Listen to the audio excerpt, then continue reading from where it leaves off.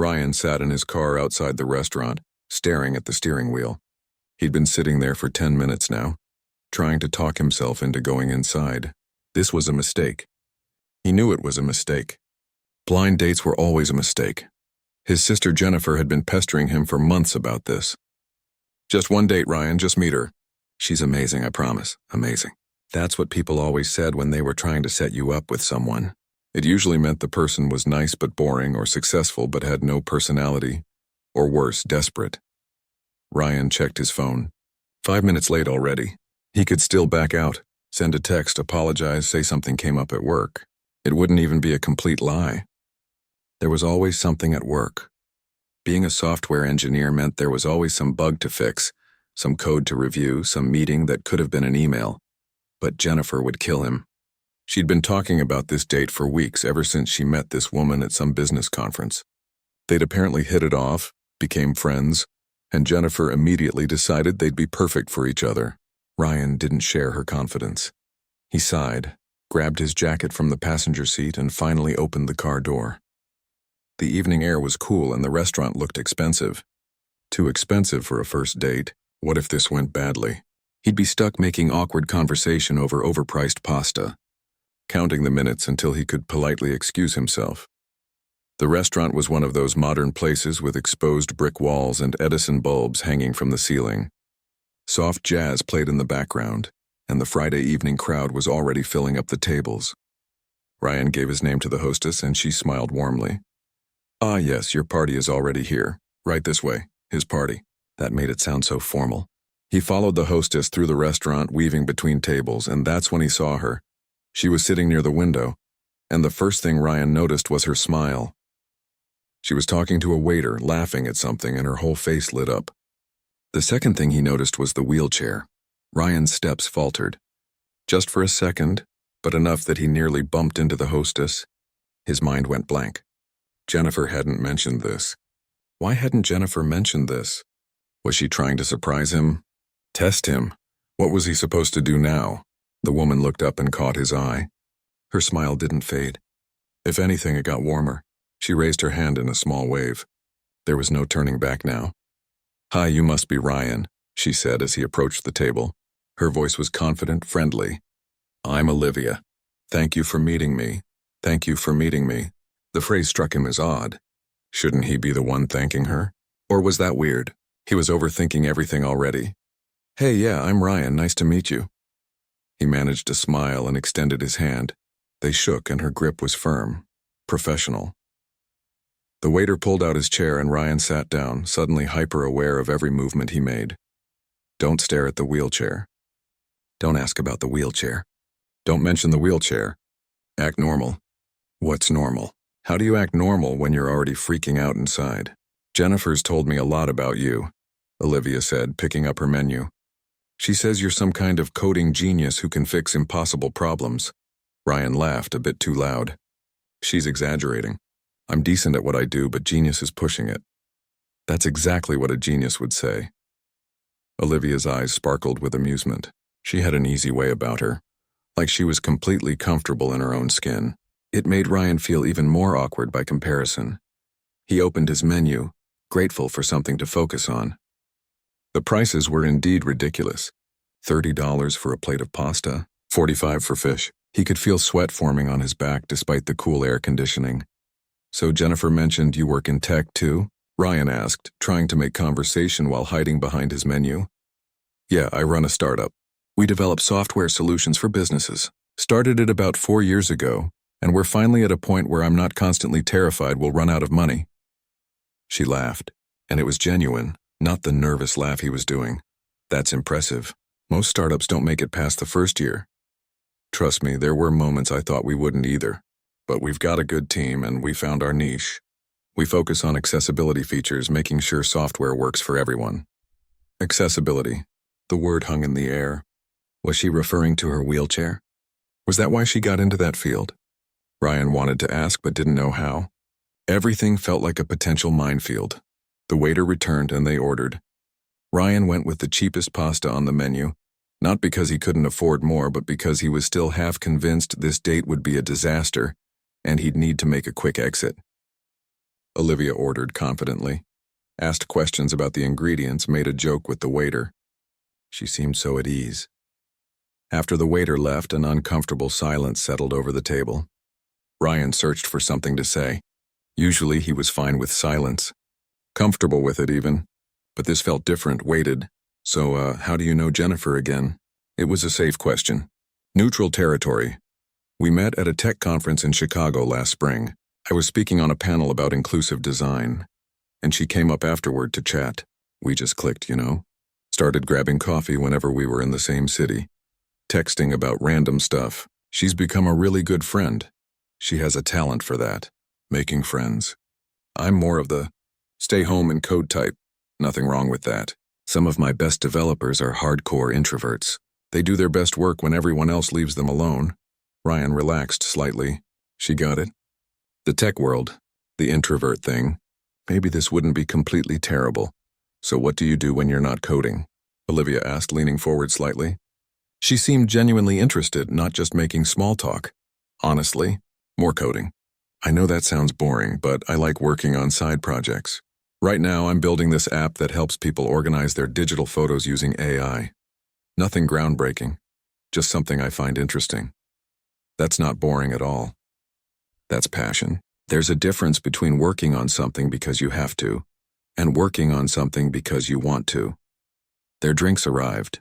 Wine for her, beer for him. Ryan took a long sip, using the moment to study her more carefully. She was probably around his age, maybe a year or two younger. Dark hair pulled back in a ponytail, minimal makeup, professional but not stuffy. She wore a navy blazer over a simple blouse, and there was a confidence in how she carried herself that made the wheelchair seem almost incidental. Almost. Because Ryan couldn't stop thinking about it. It was there, this obvious thing between them that neither of them had mentioned. The elephant in the room. Except the elephant was a mobility device, and Ryan had no idea what the protocol was here. So Jennifer probably told you I'm pretty direct, Olivia said suddenly, setting down her wine glass. I don't like dancing around things. Ryan's stomach tightened. Here it comes. You've been trying really hard not to look at my wheelchair since you sat down, and it's probably making you more uncomfortable than the wheelchair itself. Heat rushed to Ryan's face. I didn't mean to. It's okay, really. Most people do the same thing. They either stare or they go out of their way not to stare, which is somehow more obvious. She smiled, not unkindly. I've been using a wheelchair for 8 years now. Car accident when I was 24. I'm paralyzed from about here down. She gestured to her midsection. It's part of my life, but it's not all of who I am. Does that make sense? Ryan nodded, not trusting himself to speak. He felt like he'd been caught doing something wrong, even though he'd been trying to be respectful. I'm bringing it up now because I'd rather get it out of the way, Olivia continued. That way we can actually have a normal conversation instead of you spending the whole dinner stressed about saying the wrong thing. Sound good? Yeah, that sounds good. Ryan took another drink of his beer. And for what it's worth, Jennifer didn't tell me. I wasn't trying to be weird about it. I just didn't expect it, and I didn't know how to act normal. Exactly. Well, here's a secret. Just act how you'd act with anyone else. I'm still just a person who likes good food, bad jokes, and arguing about which programming language is superior. Which is obviously Python, Ryan said before he could stop himself. Olivia gasped in mock horror. Excuse me. JavaScript would like a word. JavaScript is chaos in code form. JavaScript is freedom. Python is for people who need training wheels. And just like that, they were arguing about programming languages, and Ryan forgot to be nervous. They debated the merits of different frameworks, complained about tech industry trends, and bonded over their shared hatred of pointless meetings. Their food arrived, and the conversation flowed naturally from work to hobbies to weird family stories. Olivia told him about the time she went adaptive rock climbing and made it higher up the wall than her instructor expected. Ryan told her about the time he accidentally crashed his company's entire system with a single line of bad code and spent 18 hours straight fixing it. She talked about learning to navigate a world that wasn't built for wheelchairs. He talked about the pressure of being the family's tech guy who got called every time someone's phone stopped working. The restaurant filled up around them, then slowly started to empty. Ryan realized with surprise that 2 hours had passed. 2 hours. He usually watched the clock on first dates, counting down to escape. But tonight, time had slipped away. "I have to say," Olivia said as they finished dessert, "when Jennifer said she wanted to set me up with her brother, I was skeptical. Blind dates are usually disasters. I was thinking the same thing in the parking lot. I almost didn't come in." "Really? What made you change your mind?" Ryan shrugged. "Jennifer would have killed me. Plus, I figured I should at least try. I'm not exactly great at the whole dating thing. Well, for someone who's not great at it, you're doing pretty well. I've actually enjoyed tonight." "Me too." And he meant it. The initial panic had faded completely. Somewhere between the appetizers and the main course, he'd stopped seeing the wheelchair and started just seeing Olivia, a smart, funny, ambitious woman who happened to use wheels to get around instead of legs. The waiter brought the check, and Ryan reached for it automatically. Olivia raised an eyebrow. "We can split it," she said. "I know, but I'd like to get it." "If that's okay," she smiled. "Okay, but I get the next one." "Next one." The words hung in the air, full of possibility. Ryan paid the bill and they made their way toward the exit. He instinctively moved to push her wheelchair, then stopped himself, feeling stupid. She was navigating just fine on her own, had been doing so long before he showed up. Outside, the night air had cooled even more. The restaurant's parking lot was mostly empty now, lit by tall streetlights that cast long shadows across the pavement. "I'm parked over there," Olivia said, pointing to a van with modified controls. "Probably should have mentioned I drive myself. People sometimes assume I need a ride. I wouldn't have assumed that." A lie. He definitely would have assumed that an hour ago. They stood there for a moment. That awkward end-of-date pause where neither person knows quite what to do. "So," Olivia said finally, "what do you think? Worth braving Jennifer's matchmaking skills?" Ryan surprised himself by answering honestly. "Yeah, definitely worth it. I'd like to do this again sometime. If you want, I want. Here, give me your phone." He handed it over and she quickly typed in her number, then called herself so she'd have his. "Text me," she said, handing back his phone. "We'll figure out round 2. "I will." She started to turn her wheelchair toward her van, then paused and looked back at him. That same warm smile from when he'd first walked in. "And Ryan, thanks for staying. A lot of guys would have made an excuse and left. I appreciate that you didn't." Before he could respond, she was rolling away, moving smoothly across the parking lot. Ryan watched her go, feeling something shift in his chest. She was right. His first instinct had been to leave, to run from the discomfort and uncertainty, but he'd stayed and now he couldn't imagine having missed this evening. He walked back to his own car, pulled out his phone, and immediately texted Jennifer. "Okay, you were right. She's amazing. Don't let this go to your head." The reply came almost instantly. "Too late. Already planning your wedding." "How did it go?" "Really good. Like surprisingly good. We're going out again." "I knew it. Tell me everything." Ryan smiled, started his car, and drove home, already thinking about when he could see Olivia again. The blind date he'd dreaded had turned into something unexpected. Something real. And it had started with a simple thank you and a smile that made him want to be braver than he thought he was. Ryan stared at his phone for the 3rd time in an hour. It had been 2 days since the dinner with Olivia, and he still hadn't texted her. Not because he didn't want to. He'd typed out at least 15 different messages, but they all sounded wrong. Too casual. Too formal. Too eager. Not eager enough. "Just text her already," his coworker Daniel said, looking over from the next desk. "You've been staring at that phone all morning like it's going to spontaneously combust." "I'm thinking about what to say." "It's not that deep, man. Just say hi and ask her out again." "She gave you her number. That means she wants to hear from you." Daniel made it sound so simple, but Ryan couldn't shake the feeling that he needed to get this right. He didn't want to mess it up by saying something stupid or insensitive. Finally, during his lunch break, he just went for it. "Hey, it's Ryan. I had a really great time the other night. Would you want to grab coffee this weekend? There's a place near the waterfront that supposedly has the best cappuccino in the city." He hit send before he could overthink it anymore. Then he spent the next 20 minutes refreshing his messages every 30 seconds like a teenager. Her response came just as he was heading back to his desk. "I'd love to. Saturday afternoon, and I'll be the judge of whether it's actually the best cappuccino." Ryan grinned at his phone. They exchanged a few more messages, settled on a time, and just like that, date number 2 was happening.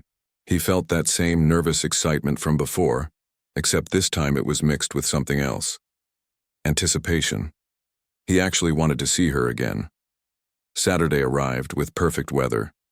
Sunny but not too hot, with a light breeze coming off the water.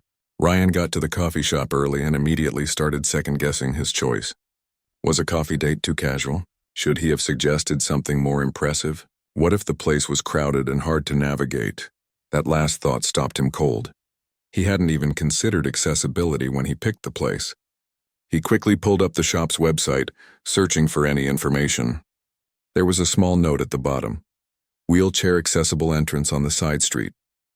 Okay, good. At least he wouldn't have to deal with that awkward situation. Olivia arrived right on time, rolling up the gentle ramp on the side entrance. She wore jeans and a light green sweater, her hair down this time instead of pulled back. She looked relaxed, comfortable. Ryan felt his nerves settle a bit. "So this is the place with the legendary cappuccino?" she said as they moved toward the counter. "According to the internet, which, as we both know, is always 100% accurate," she laughed. "Right up there with believing every software update will actually improve things." They ordered their drinks and found a table by the window overlooking the waterfront. The shop had clearly thought about accessibility.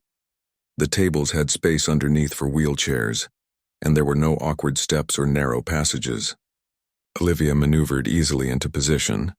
"So," she said, wrapping her hands around her cappuccino, "tell me something Jennifer didn't already tell me about you." Ryan thought for a moment. "I'm terrified of birds. Birds. Specifically pigeons. Had a bad experience as a kid. One flew directly into my face at the park and I've never recovered." Olivia tried to keep a straight face but failed. "You're a grown man afraid of pigeons. They're rats with wings. It's a completely rational fear. I'll make sure to protect you if any attack." She took a sip of her coffee, her eyes sparkling with amusement. "Your turn. Ask me something." "Okay, what do you do for fun? Outside of work, I mean." "I've gotten really into adaptive sports. Rock climbing, like I mentioned before. I also do wheelchair basketball on Thursday nights, and I travel when I can. Just got back from Japan a few months ago." "Japan? That's amazing. How was it?" And just like that, they were off. Olivia told him about navigating Tokyo's train system, about the incredible accessibility features in some places, and the complete lack of them in others. She talked about the food, the culture, the people she met. Ryan found himself completely absorbed in her stories. The way her face lit up when she described seeing Mount Fuji at sunrise. "The thing about traveling in a wheelchair," she said, "is that you have to plan everything. You can't just spontaneously decide to check out a random restaurant or shop. You have to research ahead of time, make sure there's a way in, make sure the bathroom is accessible. It takes the spontaneity out of it sometimes." That sounds exhausting. It can be. But you know what? It also makes you appreciate the places that do get it right, and it's gotten better over the years. More awareness, more accommodations. Still a long way to go, though. Ryan nodded, absorbing this. He'd never thought about any of this before. How much planning went into simple things he took for granted. Going to a coffee shop, visiting a restaurant, traveling to another country. "Can I ask you something?" he said carefully. "And tell me if it's too personal. Go ahead. What happened? With the accident, I mean. You mentioned it the other night, but..." Olivia set down her cup. For a moment, Ryan worried he'd crossed a line, but she didn't look upset, just thoughtful. "I was 24. Driving home from work late one night. Some drunk driver ran a red light and hit my car on the driver's side. My spine was injured at the T6 level, which means I have feeling and movement down to about my chest but nothing below that. I spent 6 months in the hospital in rehab, learning how to do everything differently. I'm sorry. That must have been horrible." "Yeah, it was. The first year was the hardest. Not just physically, but mentally. My whole life changed in an instant. I had to give up my apartment because it wasn't accessible. Had to rely on my parents for everything. Had to relearn basic things like getting dressed and showering. It was humiliating and frustrating, and I was angry all the time." Ryan didn't know what to say. He just listened. "But eventually I realized I had a choice. I could stay angry and bitter, or I could figure out how to build a new life. It wasn't the life I'd planned, but it could still be a good life. So that's what I did. Got back to work, Eventually started my own company, learned to do all these adaptive sports, started traveling again. It's different now, but it's still mine. That's incredible. The strength that must have taken. Olivia shook her head. People always say that. You're so strong, or I could never do what you do. But here's the thing. You could. Anyone could. Because what's the alternative? You just have to keep going. You adapt because you don't have another choice. They sat in silence for a moment. The coffee shop hummed with weekend activity around them. People coming and going, laughing, chatting, living their lives. I probably should have led with something lighter, Olivia said with a small smile. This is still only our second date. I'm supposed to be mysterious and alluring, not dumping my whole medical history on you. No, I'm glad you told me. I want to know. Not just about the wheelchair, but about you. All of it. Well, in that case, you should know I have an irrational hatred of mushrooms, and I cried during that superhero movie everyone said was overrated. The one with the talking raccoon? That's the one. Don't judge me, I cried too. That scene at the end destroyed me. They finished their coffee and decided to walk along the waterfront. Well, Ryan walked and Olivia rolled, but they moved at the same easy pace. The path was smooth and wide, with occasional benches overlooking the water. Boats bobbed in their slips and seagulls called overhead. Ryan found himself noticing things he'd never paid attention to before. The curb cuts at each intersection. The smooth transition from pavement to boardwalk. The accessible viewing platform at one of the lookout points. He'd walked this path dozens of times and never once thought about whether someone in a wheelchair could navigate it. They stopped at the viewing platform. A family with young kids fed bread to the ducks below, despite the sign clearly asking people not to. An elderly couple sat on a bench holding hands and watching the water. A jogger passed by, earbuds in, lost in their own world. This is one of my favorite spots in the city, Olivia said. I come here sometimes when I need to think or decompress after a hard day. I can see why. It's peaceful. Plus it's fully accessible, which is a bonus. You'd be surprised how many waterfront areas aren't. Lots of stairs, uneven surfaces, no way to actually get close to the water if you're using a wheelchair. Ryan leaned against the railing. I never thought about any of this stuff before. Accessibility, I mean. I just assumed everywhere was, accessible by default. Most people don't think about it until they have to. That's not a criticism, just reality. When you can walk and climb stairs and step over obstacles without thinking, you don't notice when others can't. Does it bother you? When people don't think about it? Sometimes. Especially when it's pure laziness or ignorance. Like buildings that are technically ADA compliant but put the accessible entrance around back by the dumpsters. Or businesses that treat accessibility as an afterthought instead of building it in from the start.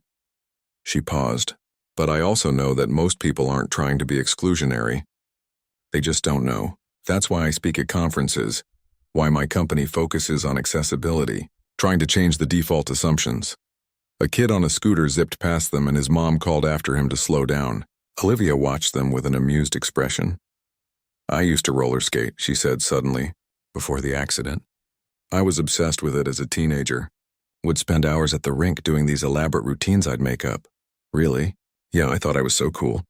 Had the whole outfit, the special skates, everything.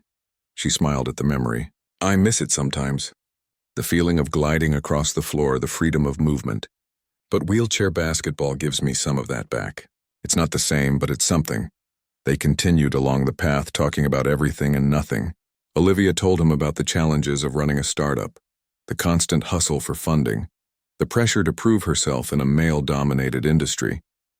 Ryan talked about his frustration with corporate politics, his dream of eventually going freelance, his complicated relationship with his parents who didn't quite understand why he'd chosen coding over something more respectable like law or medicine. My parents still introduce me as their son who works with computers, Ryan said, like I'm fixing printers or something. My dad tells people I'm in computers too. Then adds, but she's in a wheelchair, you know. Like that's the most important thing about me. That must get old. It does. I love my parents and they've been incredibly supportive. But sometimes I wish they could see past the wheelchair. I'm still just me. Still the same person I was before the accident, just with a different way of getting around. They reached the end of the waterfront path and turned back. The afternoon sun was getting lower, casting long shadows across the water. Ryan realized they'd been talking for almost 3 hours. I should probably get going, Olivia said, checking her phone. I've got some work stuff to finish before Monday. Yeah, me too. They made their way back toward the parking area. Ryan felt that same end-of-date awkwardness creeping in, but this time it was less intense. More comfortable? So, Olivia said when they reached her van. This was nice. Better than nice, actually. Yeah, it was. I'd like to do it again. Maybe dinner next time? There's this Italian place I've been wanting to try. Is it accessible? The question caught Ryan off guard. He'd been so caught up in the moment he'd completely forgotten to think about it. I'm not sure. I'll check and make sure before I suggest it. Olivia's smile widened. Look at you learning already. Yeah, dinner sounds great. Text me the details. She opened her van door and began the process of transferring from her wheelchair. Ryan watched, unsure if he should offer help or stay back. Olivia handled it with practiced efficiency, breaking down her wheelchair and stowing it in the back with a smooth routine she'd obviously done thousands of times. See you soon, she called as she closed the door. Ryan waved and headed to his own car. As he drove home, he thought about everything they'd talked about. The accident, the challenges, the adaptations, but more than that, he thought about her laugh. The way she got excited talking about her work, her terrible jokes about programming languages. His phone buzzed at a red light. A text from Olivia. Thanks for another great date. And for not making it weird. A lot of guys can't get past the wheelchair. You did, Ryan typed back quickly. Thanks for giving me the chance. Can't wait for next time. As he drove home, he realized something had shifted. The wheelchair that had seemed so overwhelming on that first night now felt like just another part of who Olivia was. Not the defining thing. Not the only thing. Just one part of a fascinating, complicated, amazing person he was really excited to get to know better.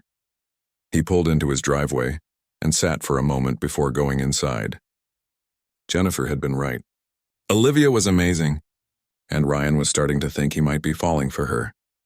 Wheelchair and all, or maybe more accurately, wheelchair included but not defining. Just Olivia, in all her complexity. And that felt exactly right. 3 months had passed since that first dinner, and Ryan couldn't remember the last time he'd been this happy. He and Olivia had fallen into an easy rhythm. Dinner dates, movie nights at her place, long walks or rather long rolls along various city trails. They texted constantly, sharing memes about bad code and inside jokes that made no sense to anyone else. But tonight was different. Tonight he was meeting her friends. Olivia had invited him to join her Thursday night wheelchair basketball game. Not to play, just to watch and meet the people she spent every week with. Ryan had said yes immediately, trying to sound confident and excited. Inside, though, he was nervous. The gym was loud when he arrived. Squeaking wheels, bouncing balls, shouting players. Ryan stood in the doorway scanning the court for Olivia. He spotted her near center court, wearing a jersey and looking completely in her element. She was laughing at something another player said, her sports wheelchair looking sleek and different from her everyday one. She saw him and waved him over. Ryan made his way to the bleachers, suddenly very aware that he was the only person there who wasn't in a wheelchair. Several of Olivia's teammates glanced his way with curious expressions. Everyone, this is Ryan, Olivia called out during a water break. Ryan, this is everyone. A woman with short red hair rolled over first. So you're the guy Olivia won't shut up about. I'm Beth. She talks about me? Constantly. It's actually kind of annoying. Beth grinned, but in a cute way. You seem to make her happy, so we'll allow it. Ignore Beth, another player said, a tall guy with tattoos covering both arms. She's jealous because she's been single for 2 years. I'm Tony. More introductions followed. Kyle, Andrea, Chris, Devin. They were friendly but also clearly protective of Olivia. Ryan could feel them sizing him up, trying to figure out if he was genuine or just another guy who would eventually disappear when things got too real. The game started, and Ryan found himself completely absorbed. He'd never watched wheelchair basketball before and had no idea how intense it was. The players moved with incredible speed and precision, their chairs spinning and pivoting in ways that seemed impossible. Olivia was fast, aggressive, fearless. She drove toward the basket, dodged defenders, took a shot that swished through the net. Her teammates cheered. This was a side of her Ryan hadn't seen before. She'd told him about basketball, but seeing it was different. Here, she wasn't the CEO carefully navigating a business meeting, or the woman on a date being mindful of accessibility. She was just an athlete doing what she loved, pushing herself, competing hard, having fun. After the game, the group headed to a nearby bar. It was a place they went every week, Olivia explained. They had a corner booth that could accommodate everyone, and the staff knew them by name. Ryan found himself squeezed into the booth between Olivia and Tony, surrounded by people sharing stories and razzing each other with the easy familiarity of old friends. "So, Ryan?" Beth said, leaning forward with a mischievous look. "Olivia says you're a computer nerd. Software engineer, but yeah, pretty much. Can you fix my laptop? It's been running slow." Everyone groaned. "Beth, you can't ask every tech person you meet to fix your computer," Andrea said. "Why not? It's a valid question." "Because it's like asking a doctor at a party to look at your weird rash," Kyle said. "It's tacky." The table dissolved into laughter and debate about whether it was worse to ask doctors about medical stuff or tech people about computer problems. Ryan relaxed into the chaos, enjoying the banter. "So how'd you two meet?" Tony asked during a lull in conversation. "Blind date," Olivia said. "Ryan's sister set us up." "And he actually showed up?" "Most guys ghost when they find out about the wheelchair situation." The comment hung in the air for a moment. Ryan felt everyone watching him, gauging his reaction. "I almost didn't," Ryan admitted.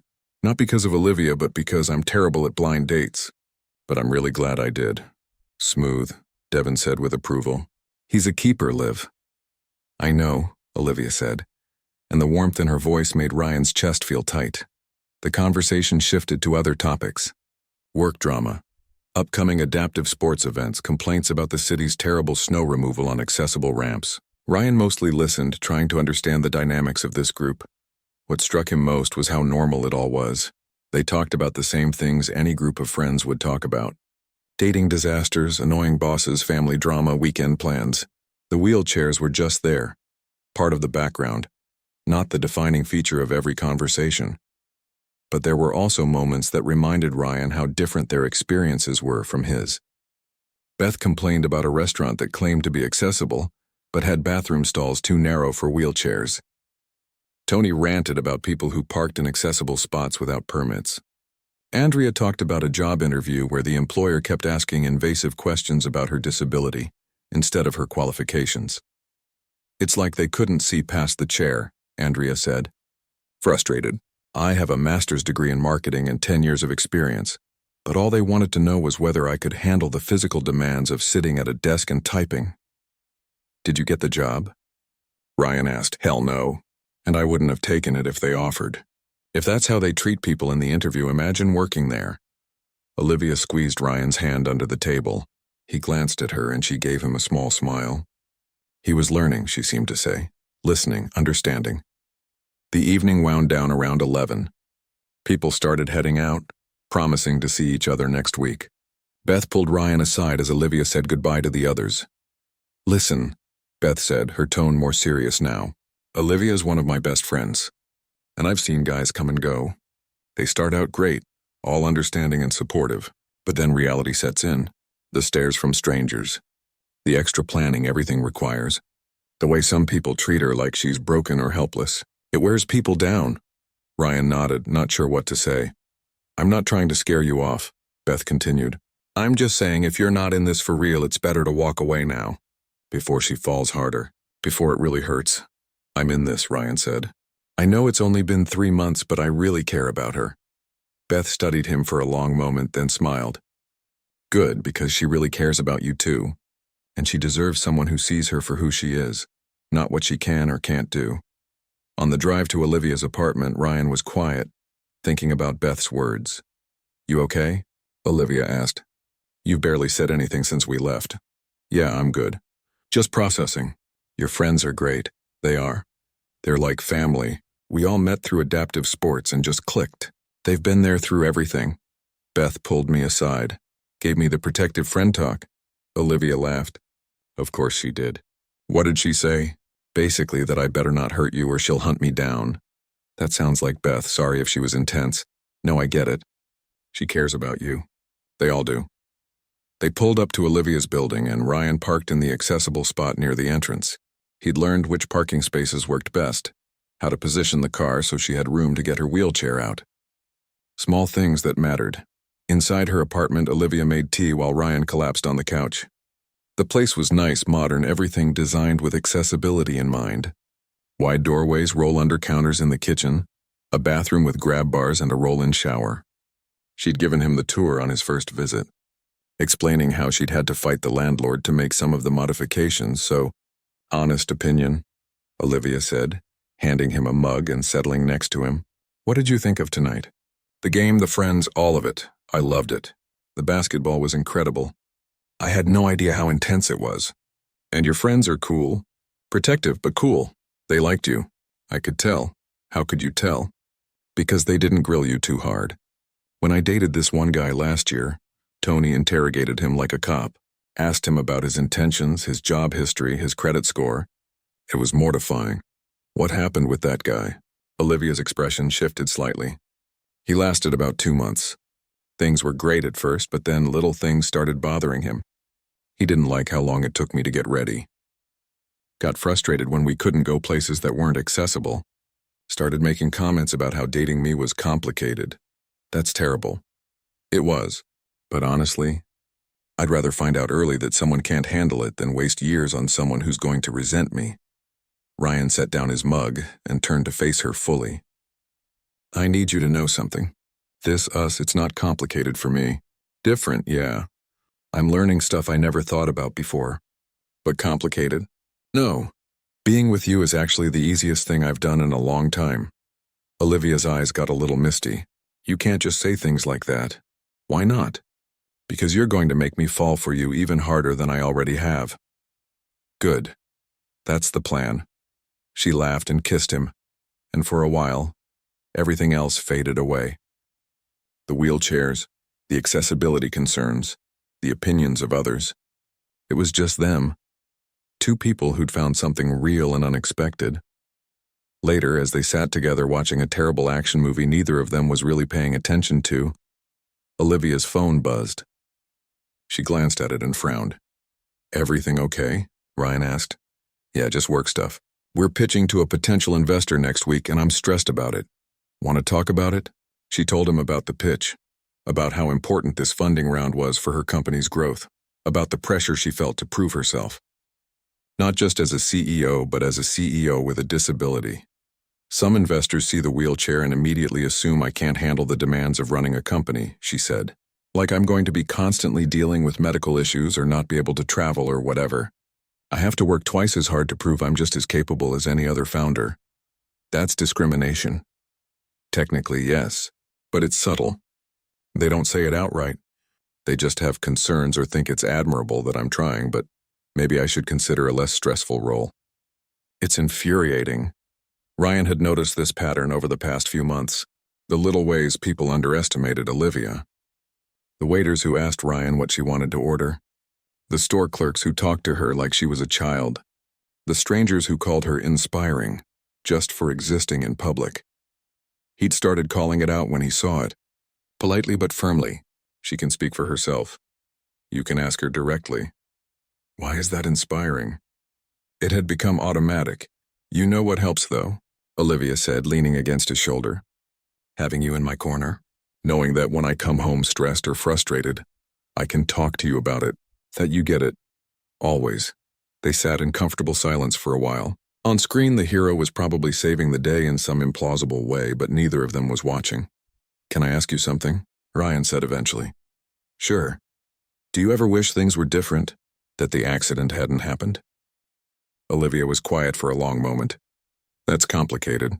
Of course, part of me wishes I could walk again. Wishes I didn't have to plan every outing around accessibility. Wishes I didn't have to deal with ignorant comments and discrimination. But here's the thing. The accident changed my entire life trajectory. I probably wouldn't have started my company if it hadn't happened. I wouldn't have met the friends I have now. I wouldn't have discovered adaptive sports or become an advocate for accessibility. And I definitely wouldn't have been set up on that blind date with you. She shifted to look at him directly. So do I wish the accident hadn't happened? Sometimes. But I also wouldn't want to lose everything that came after. Does that make sense? Yeah, Ryan said. It does. What about you? Do you ever wish you'd left that first night? That you'd made up an excuse and walked away? Ryan thought back to that moment in the restaurant. His panic, his discomfort, his instinct to flee. It felt like a lifetime ago. Not even for a second. That night changed everything for me. You changed everything. Now who's saying things that'll make the other person fall harder? Ryan grinned. Fair enough, his phone buzzed. A text from Jennifer. How'd meeting her friends go? Are they planning the wedding yet? He showed Olivia the message and they both laughed. Your sister is relentless, Olivia said. You have no idea. She's already talking about being maid of honor. We've been dating 3 months. Try telling her that. She's convinced we're soulmates. Well, Olivia said with a smile, she might not be completely wrong. Ryan's heart skipped. They hadn't said the big words yet. Hadn't defined exactly what they were beyond dating, but it hung in the air between them, this feeling that was growing stronger every day. No, Ryan agreed softly. She might not be. The movie ended. Credits rolled. Outside, the city hummed with its late-night energy. Inside, 2 people sat together on a couch, not quite ready to say goodbye. Not quite ready to define what they had, but knowing it was something worth holding on to. Something real. Something lasting. Something that started with a wheelchair and a smile and a simple thank you that changed everything.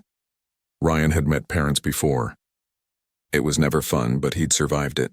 This time felt different, though. This time it mattered.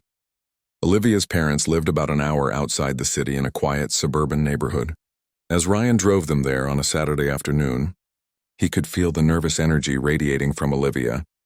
They're going to love you, she said for the 3rd time, though he wasn't sure if she was trying to convince him or herself.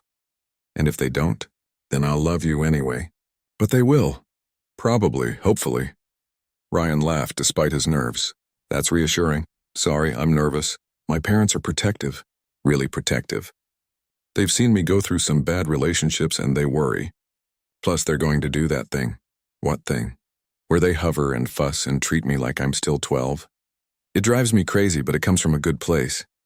They pulled into the driveway of a ranch-style house with a ramp leading to the front door. Before Ryan could even turn off the engine, the door opened and a woman who looked like an older version of Olivia came rushing out. You're here. We've been waiting. Come in, come in. You must be Ryan. I'm Patricia, but please call me Trish. Let me help you with that. She was already reaching for Olivia's wheelchair before Olivia could even get it out of the van. Mom, I've got it.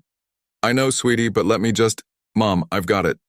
Trish stepped back, hands raised, but Ryan could see the effort it took. They made their way inside, where Olivia's father waited. He was tall, with graying hair and the same warm smile Olivia had. Dave, he said, shaking Ryan's hand with a firm grip that lasted just a beat too long. The protective dad assessment. Good to finally meet you. Olivia talks about you constantly. Dad, Olivia said, her cheeks flushing. The house was completely accessible. Wide hallways, hardwood floors, open floor plan. They'd clearly renovated after Olivia's accident. Family photos lined the walls and Ryan noticed the divide. Before pictures showed a younger Olivia standing, hiking, dancing at what looked like prom. After pictures showed her in the wheelchair, but still smiling, still living, just differently. Lunch was laid out on the dining table. Way too much food for 4 people. Trish kept insisting Ryan take more, asking if he liked everything, jumping up to get things before anyone could ask. So Ryan, Dave said. Olivia tells us you're a software engineer. Yes, sir. Been doing it for about 8 years now.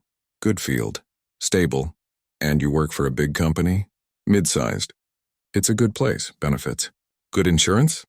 Dad, Olivia said, a warning in her voice. What? I'm just asking. These are reasonable questions. But Ryan understood what Dave was really asking. Can you take care of my daughter? Can you handle the medical expenses, the equipment needs, the reality of dating someone with a disability? I have good benefits, Ryan said carefully. But Olivia doesn't need me to take care of her. She's the most independent person I know. Dave nodded slowly, seeming to approve of the answer. Trish, however, was already up and refilling water glasses nobody had asked for.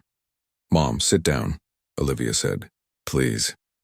I'm just making sure everyone has what they need. We're fine. Just sit. Trish sat but immediately started rearranging the dishes on the table, unable to be still. After lunch, Dave suggested showing Ryan his workshop in the garage. Olivia gave Ryan a look that said good luck, and he followed her father out. The garage was immaculate. Tools hung in perfect order on pegboards. A workbench dominated one side. covered in what looked like an ongoing woodworking project.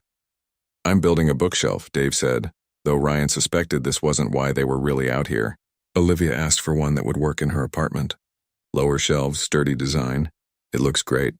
Dave picked up a piece of sandpaper and started working on a shelf edge, not looking at Ryan.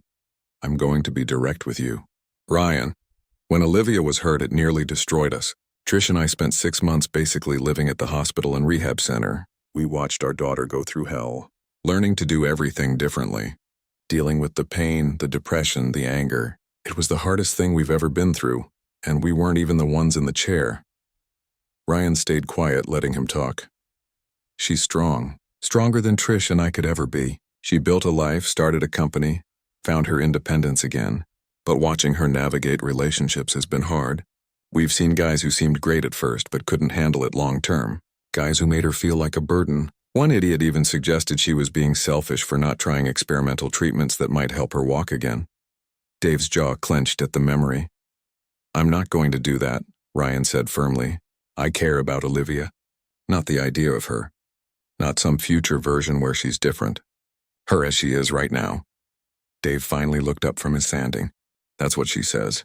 That you see her, not the wheelchair. But I need you to understand something. Dating my daughter isn't just about good intentions. It's about the reality. The planning, the accessibility issues, the stares from strangers, the extra time everything takes. It's about standing up for her when people treat her like she's less than. It's about being patient when she's having a bad pain day. It's about accepting that some things will be harder than you expected. I know it won't always be easy, but nothing worth having ever is." Dave studied him for a long moment, then nodded. "Olivia picked a good one. Don't prove me wrong." "I won't, sir."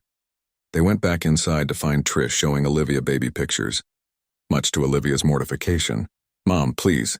Not the naked bathtub photos. You were adorable. Look at those chubby cheeks. I'm 28 years old. This is cruel and unusual punishment."